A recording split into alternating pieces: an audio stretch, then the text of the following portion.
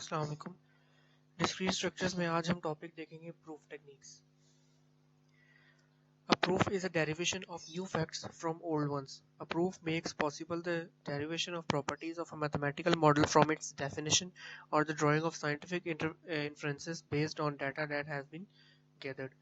Proof हम ऐसी derivation को बोलते हैं जो पुरानी फैक्ट्स से हमने न्यू फैक्ट्स ड्राइव किए हों, यानी हमारे पास ऑलरेडी कुछ फैक्ट्स पड़े हुए हैं और जिन्हें हम ओल्ड फैक्ट्स कहते हैं। हम उन फैक्ट्स से अगर कुछ नए फार्मूलाज ड्राइव कर सकते हैं तो उसे हम प्रूफ बोलते हैं। प्रूफ एक्चुअली हम ड्राइव करते हैं मैथमेटिकल मॉडल की प्रॉपर्टीज़ की बेस पर, उसकी डेफिनेशन को यूज़ करके या कुछ साइंटिफिक इन्फ्रेंसेस उस डेटा के लिए जो कि इकट्ठा किया गया है। Axioms and postulates capture all basic truths used to develop a theory. Axiom और postulate basically हम उन statements को बोलते हैं जो कि true होती हैं और उनकी बेस पर हम जो है वो अपने proof को construct करते हैं। Furthermore, proofs play an important role in computer science in such areas as verification of the correctness of computer programs. हमारे computer science की फील्ड में proofs क्यों मैटर करते हैं, हम क्यों इसे पढ़ रहे हैं, उसकी रीज़न ये है कि अपने कंप्यूटर प्रोग्राम्स की करेक्टनेस को वेरीफाई करने के लिए हम इन्हें यूज़ कर सकते हैं। इसके अलावा वेरिफिकेशन ऑफ कम्युनिकेशन प्रोटोकॉल्स, हम कंप्यूटर साइंस में नेटवर्किंग में अगर चले जाएं तो कम्युनिकेशन करते हैं, उन कम्युनिकेशन के कुछ प्रोटोकॉल्स होते हैं, रूल्स होते हैं, उन प्रोटोकॉल्स को वेरीफाई करने के लिए हम इसे यूज़ कर सकते हैं। ऑटोमेटिक रीजनिंग सिस्टम में यूज़ करते हैं और लॉजिक प्रोग्रामिंग में यूज़ करते हैं। कुछ डेफिनेशंस हैं। A proposition is a declarative statement that is unambiguously either true or false. ये तो हम ऑलरेडी डिस्कस कर चुके हैं प्रीवियस लेक्चर्स में कि प्रोपोजिशन एक ऐसी स्टेटमेंट होती है जो विदाउट एनी डाउट या तो ट्रू होती है या false. A theorem is a proposition derived as the conclusion of a valid proof from axioms and definitions. Theorem एक ऐसी प्रोपोजिशन होती है जो कि हम ड्राइव करते हैं किसी वैलिड प्रूफ के कंक्लूजन से, यानी एक प्रूफ का कंक्लूजन हमने निकाला, कुछ कंक्लूड किया है उसके एक्सियम्स और डेफिनेशंस के थ्रू, और उसके थ्रू हमने जो प्रोपोजिशन ड्राइव की है वो बेसिकली थ्योरम है। An axiom is a statement that is assumed to be true. A postulate, एक axiom या एक postulate, एक axiom वो स्टेटमेंट होती है जिसे हम assume करते हैं कि वो ट्रू होगी। assume करते हैं हम, assume का मतलब हम फर्ज कर रहे हैं कि वो ट्रू है, और उसी को हम postulate भी बोलते हैं। A lemma is a theorem that is an intermediate step in the proof of a more important theorem used in proof of another theorem. किसी प्रूफ को ड्राइव करते हुए उसके इंटरमीडिएट फर्स्ट स्टेप में यानी उसके मिडल में कहीं पर कुछ ऐसा स्टेटमेंट्स आ गई जो कि हम उसे किसी और थ्योरम में भी इस्तेमाल कर रहे हो, उसे हम लीमा बोलते हैं। A corollary is a theorem that is derived as an easy consequence of another theorem. Corollary एक ऐसा थ्योरम होता है जिसे किसी और थ्योरम के को इजी बनाने के लिए हम ड्राइव करते हैं। A statement form is a declarative sentence containing some variables and logical symbols such that the sentence becomes a proposition if concrete values are substituted for all the free variables. Statement form एक ऐसी declarative sentence होता है जिसमें कुछ variables होते हैं, कुछ logical symbols होते हैं, और वो इस तरह से होते हैं कि सेंटेंस जो है हमारा वो एक प्रोपोजिशन बन जाता है। यानी अगर हम उसमें उन वेरिएबल्स में कुछ कंक्रीट वैल्यूज इनपुट करें और वो एक प्रोपोजिशन बन जाए तो वो एक स्टेटमेंट फॉर्म बनती है। और आर्गुमेंट फॉर्म होती है सीक्वेंस ऑफ स्टेटमेंट फॉर्म्स। कुछ स्टेटमेंट फॉर्म के सीक्वेंस को हम आर्गुमेंट फॉर्म बोलते हैं, और वो फाइनल स्टेटमेंट जो किसी आर्गुमेंट फॉर्म की होती है, यानी आर्गुमेंट फॉर्म की हमने आर्गुमेंट किया और लास्ट में हमें जो रिजल्ट मिला, वो जो फाइनल स्टेटमेंट मिली, वो एक्चुअली हम उसे कहते हैं कंक्लूजन। और कंक्लूजन को हम देयरफॉर के वर्ड्स के साथ जो है रिप्रेजेंट करते हैं, या उसके लिए हम सिंबल यूज करते हैं, ये 3 डॉट्स वाला, इसको देयरफॉर का सिंबल बोलते हैं। The statement forms preceding the conclusion in an argument form. एक ऐसी स्टेटमेंट फॉर्म जो कि आर्गुमेंट फॉर्म में कंक्लूजन की तरफ ले जाए, उसे हम आर्गुमेंट के प्रीमिसेस बोलते हैं। प्रूफ टेक्निक्स बेसिकली 4 होती हैं: exhaustive proof, direct proof, proof by contraposition and proof by contradiction. इसमें से हमारे कोर्स आउटलाइन में दो प्रूफ्स हैं, दो टेक्निक्स हैं, डायरेक्ट प्रूफ और प्रूफ बाय कॉन्ट्राडिक्शन। हम इन्हीं दो को डिस्कस करेंगे आज के लेक्चर में। सबसे पहले देखते हैं what is direct proof. A direct proof of a conditional statement P implies Q first assumes that P is true and uses axioms, definitions, previously proved theorems with rules of inference to show that Q is also true. Direct proof एक ऐसी conditional statement होती है जिसमें हम implication use करते हैं, जैसे for example P implies Q। यहाँ पर हम पहली assumption ये करते हैं कि P हमारा जो है वो ट्रू है, और ये हम साबित करते हैं किसी भी एक्सियम को यूज करके बाय डेफिनेशंस या ऑलरेडी प्रूव्ड थ्योरम्स के जरिए या रूल्स ऑफ इन्फ्रेंस के जरिए। अगर हमारा P ट्रू है तो ये इम्प्लाई करता है कि Q भी ट्रू होना चाहिए। The above target is to show that the case where P is true and Q is false never occurs. Thus P implies Q is always true. तो डायरेक्ट प्रूफ जो है वो ये शो करता है, या डायरेक्ट प्रूफ में हम ये फोकस करते हैं इस चीज पर कि अगर हमारा पहला वाला प्रोपोजिशन ट्रू है, P ट्रू है, तो Q कभी भी फॉल्स नहीं हो सकता। तो इसका मतलब ये है कि P implies Q, यानी इम्प्लीकेशन का जो ये रूल है ये हमेशा ट्रू एग्जिस्ट करेगा। एक एग्जांपल देखते हैं इसकी। Show that if n is an odd integer then n square is odd. ये प्रूव करना है आपने जी कि n, अगर एक n जो है वो n कोई भी इंटीजर है, वो एक ऑड इंटीजर है, तो n स्क्वायर भी ऑड है। हम अज्यूम कर लेते हैं that n is an odd integer.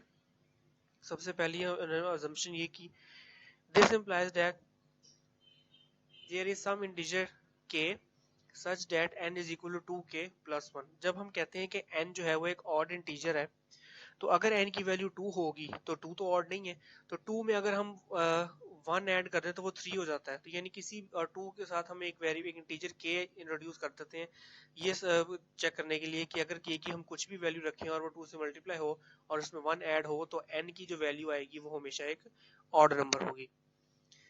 Then n square, चूंकि हमने n स्क्वायर प्रूव करना है कि n स्क्वायर ऑड है, तो हम इसका स्क्वायर ले लेते हैं दोनों साइड्स पर। n square is equal to 2k plus 1 whole square. अब यहाँ पर ये फॉर्मूला बन गया a plus B whole square का। a plus B whole square का फॉर्मूला होता है a square plus B square plus 2ab। तो उसी फॉर्मूला के थ्रू मैंने इसको जो है ओपन किया है इस स्टेटमेंट को, तो ये बन गई 4k square plus 4k plus 1।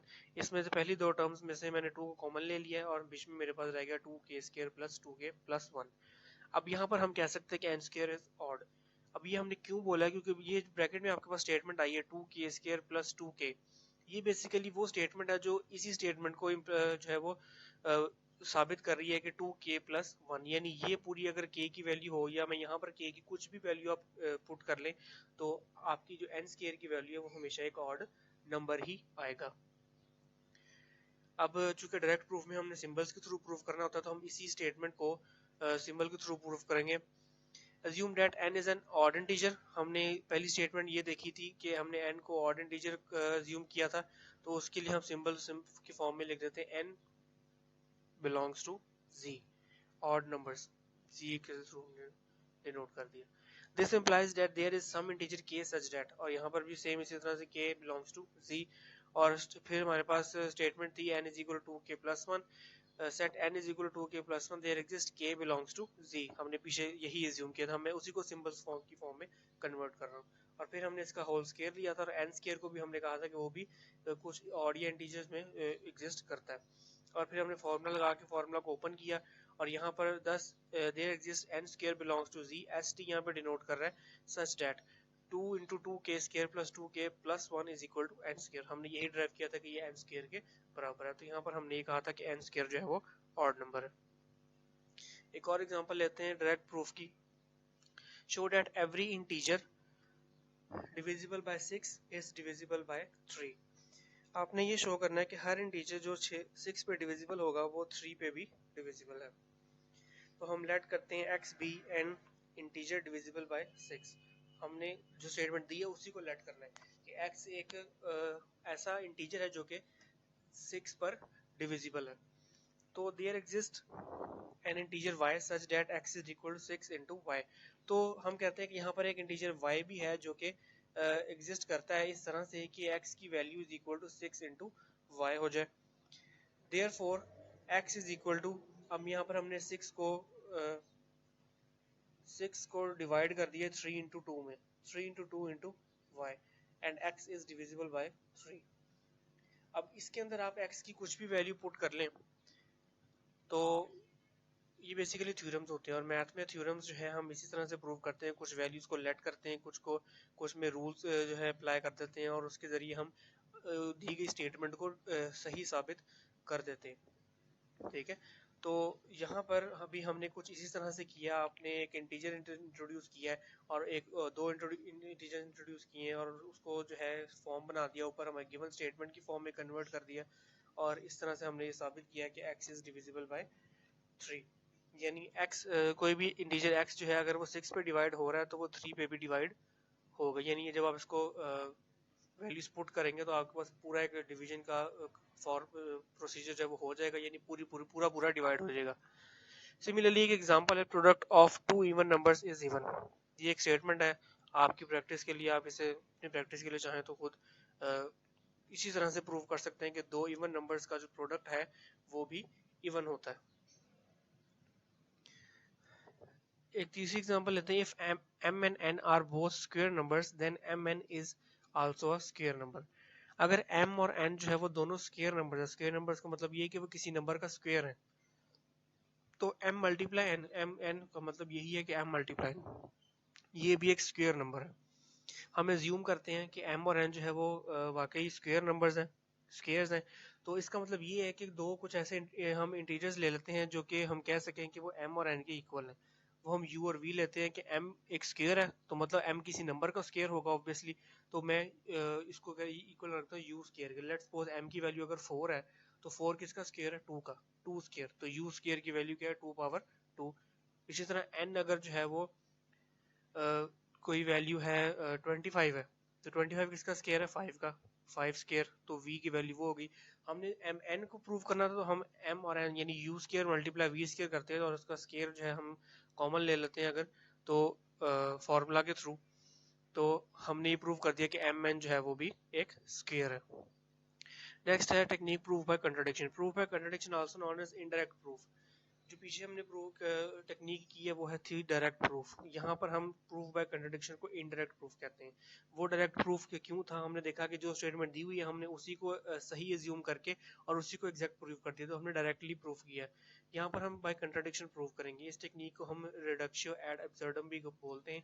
Is just one of the few proof techniques that are used to prove mathematical propositions और थ्योरम्स। अब प्रूफ बाय कंट्राडिक्शन के कुछ स्टेप्स हैं जो आपको फॉलो करने हैं। उसमें सबसे पहले है state that the original statement is false. सबसे पहले तो आपने जो ओरिजिनल स्टेटमेंट आपको दी गई है प्रूफ करने के लिए, आपने एज्यूम कर लेना है कि वो फॉल्स है। Original statement is the one you want to prove. Original statement वो होती है जो आप प्रूफ करना चाहते हैं या आपको जो प्रूफ करने को दी गई है, दैट इज टू से it is your desired result. तो हमने वो जो स्टेटमेंट दी है हमने उसी को एज्यूम कर लिया कि वो गलत है, फॉल्स है। assume that the opposite or negation of the original statement is true। Assume कर लें कि आपकी ओरिजिनल स्टेटमेंट का ऑपोजिट या उसका नेगेशन वो जो है ट्रू होगा। फिर try to prove the assumption as usual. अपनी जो जिस तरह हमने डायरेक्ट प्रूफ में भी किया है, एजम्पशन पहले हमने एजम्पशन की है, उस एजम्पशन को प्रूव करने की कोशिश की है। यहाँ पर भी आपने ये करना है कि जो आपने अपनी ओरिजिनल स्टेटमेंट को कॉन्ट्राडिक्ट किया है उसका उलट जो है वो बना दिया है, एज्यूम कर लिया है, तो उस एजम्पशन को साबित करें, प्रूव करने की कोशिश करें, यानी अपनी की हुई assumption को सही साबित करने की कोशिश करें। As usual using other proof techniques such as direct or contrapositive proof, while proving the assumption, give it the benefit of the doubt that it is true unless you stumble upon a contradiction। अपनी assumption को prove करके आप किसी result पे पहुंचे हैं और उस रिजल्ट को देखकर आपने ये पता कर लिया कि या आपको ये पता चल गया कि कोई ना कोई एक वैल्यू ऐसी लाजमी आ रही है आपके ही उस रिजल्ट में जो कि आपकी assumption को गलत साबित कर रही है। Once you find a contradiction, जब आपको वो contradiction मिल गई, declare that the assumption is false। फिर declare कर दें कि आपकी की हुई assumption जो है वो गलत थी। Since the assumption is false, state that the original statement must be true। तो अगर आपकी assumption गलत है इसका मतलब ये है कि जो original statement दी गई थी जिसको आपने contradict किया था वो original statement true है। ये है procedure पूरा proof by contradiction का। The proof by contradiction method makes use of, ये हम थोड़ी definition उसकी देखते हैं। लेट्स सपोज P एक प्रोपोजिशन है, मैं कहता हूँ इक्विवेलेंट है, जिस तरह हमने पीछे स्टेप्स देखे कि नेगेशन P, मैंने उसको उलट कर दिया और उसमें उसको जो है साबित करने की कोशिश कर रहा हूँ उस नेगेशन P को, और मैं इम्प्लाई कर रहा हूँ और मेरे पास F नॉट एक आ गया। F नॉट क्या है, ये बेसिकली कॉन्ट्राडिक्शन है, ठीक है। तो एक कॉन्ट्राडिक्शन मेरे पास आ गई, मैं अपनी assumption को अपनी एक कंट्राडिक्शन की तरफ लेकर चला गया हूँ और मुझे अपनी assumption में से एक कंट्राडिक्शन मिल गई है कि मेरी अपनी assumption जो है वो गलत साबित होगी, इसलिए ओरिजिनल स्टेटमेंट ही ट्रू होगी। पहले अज्यूम करें कि नेगेशन P जो है वो सही है, ट्रू है, then show that for some proposition R, फिर उसमें एक नया प्रोपोजिशन R इंट्रोड्यूस करें जो कि R ट्रू हो और नेगेशन R भी ट्रू हो। तो यानी कि हम फिर ये साबित करने की कोशिश कर रहे हैं कि नेगेशन P जो हमने अज्यूम किया था वो R एंड नेगेशन R वो भी ट्रू होगा। एग्जाम्पल लेते हैं, show that if 3n+2 is an odd number then n is odd. अगर 3n+2 एक ऑड नंबर है तो n भी एक ऑड नंबर है। अज्यूम करते हैं that the statement is false, हम ये अज्यूम कर लेते हैं कि हमारे ये जो गिवन स्टेटमेंट है जिस तरह हमने पीछे स्टेप देखे ये फॉल्स है। इसका मतलब ये है कि 3n+2 is odd and n is even. हमने इसका उलट कर लिया, n इज ऑड उसने कहा था साबित करने को, हम साबित करेंगे कि n जो है वो इवन है। अगर हम ये साबित कर पाए कि n इवन है तो इसका मतलब ये है कि n इवन ही है, n ऑड नहीं है। अगर हम ये साबित नहीं कर पाए कि n इवन है तो इसका मतलब ये है कि जो स्टेटमेंट उसने दी है वो सही है, n ऑड नंबर ही है, जिस तरह हम मैथमेटिकल थ्योरम्स में करते हैं। The latter implies that n is equal to 2k for some integer k। फिर जिस तरह हमने स्टेप्स में देखा था कि एक नया इंटीजर इंट्रोड्यूस किया कि n की वैल्यू अगर 2 है तो मैं उसके 2 के साथ कोई एक ऐसा वेरिएबल इंट्रोड्यूस करवा लेता हूँ जो अगर उसके साथ मल्टीप्लाई हो तो n फिर भी इवन ही रहे। फॉर्मूला में इसको पुट करें, 3n+2 जो है मेरे पास स्टेटमेंट थी और इसकी n की जगह मैंने 2k पुट कर दिया और मेरे पास जो है ये स्टेटमेंट आ गई 2 × 3k+1, दस 3n+2 इज इवन। अब यहाँ पर जो है मैंने ये प्रूफ किया कि 3n+2 जो है वो इवन है। आप यहाँ पर कोई भी वैल्यूज पुट करके देख लें, आपको जो है आंसर हमेशा इवन नंबर्स में ही आएगा। तो अब यहाँ पर एक कंट्राडिक्शन भी आकर होती है, जैसे n की वैल्यू अगर मैं 1 ले लूँ, 3 × 1 3, then 3+2 is equal to 5 और 5 इवन नहीं होता, 5 ऑड होता है। तो इसका मतलब ये है कि n की कुछ वैल्यूज ऐसी हैं जिन पर मेरे पास इस पूरे एक्सप्रेशन की या मेरी जो अजम्पशन थी उसकी वैल्यू जो है वो ट्रू नहीं आ रही, इवन नहीं आ रही। तो इसका मतलब ये है कि हमारी अजम्पशन जो है वो फॉल्स हो गई है, फॉल्स साबित हो गई है और जो ओरिजिनल स्टेटमेंट थी वो ट्रू है, that is n is odd. इसी तरह एक और एग्जांपल है, show that square root 2 is irrational. ये एक नंबर है स्क्वायर रूट 2, हम साबित करना चाहते हैं कि ये इररेशनल है। हम इसका पहले कॉन्ट्रडिक्शन ले लेते हैं, हम अज्यूम करते हैं कि ये रैशनल है। अगर कोई भी नंबर रैशनल होता है तो रैशनल की नंबर्स की डेफिनेशन ये होती है कि उसकी उसे हम p/q की फॉर्म में लिख सकते हैं, यानी डिवीजन की फॉर्म में लिख सकते हैं। तो हम एक्सप्रेस कर लेते हैं इसे a और b की फॉर्म में, जहां पर a और b जो है वो दो पॉजिटिव इंटीजर्स हैं और b की वैल्यू 0 नहीं है। ये रैशनल नंबर्स की डेफिनेशन होती है। इसके अलावा हम एक और रिस्ट्रिक्शन इस पर लगाते हैं कि a और b में कोई भी वैल्यू कॉमन नहीं, यानी कुछ कॉमन फैक्टर इसमें नहीं आते। अब यहाँ पर हम देखें, अगर a² is equal to 2b², मैं a को इवन बनाने की कोशिश कर रहा हूँ, तो a को इवन बनाने के लिए आपको पता है इवन नंबर हमेशा जो है वो स्क्वायर की फॉर्म में होती है, इवन नंबर का आप स्क्वायर जो है वो कैलकुलेट कर सकते हैं। तो a² is equal to 2b², then a is equal to 2c for some integer c। तो इसको जो है इक्वल रखते हैं, 2c whole square is equal to b²। It follows that b² is equal to 2c² so that b is even. इसी तरह हमने b को भी इवन जो है प्रूव कर दिया। अब यहाँ पर कॉन्ट्रडिक्शन यही है कि ये a और b जो है हमेशा इवन तो नहीं हो सकते। ये तो मैंने अज्यूम किया कि मैं उसको इवन बनाने की कोशिश की है, लेकिन वो हमेशा इवन तो नहीं हो सकते, उसकी वैल्यू a और b की कुछ भी और भी हो सकती है। तो इसका मतलब ये है कि मेरी अजम्पशन जो है वो गलत हो गई है कि ये नंबर जो है वो रैशनल नंबर है। रैशनल नंबर जो डिवीजन की फॉर्म में होता है और डिवीजन की फॉर्म में जो इंटीजर्स होते हैं वो उनका इवन होना ज़रूरी है। तो ये इवन हमेशा नहीं आ रहे, तो इसका मतलब ये कि मेरी अजम्पशन गलत है और ओरिजिनल स्टेटमेंट ट्रू है।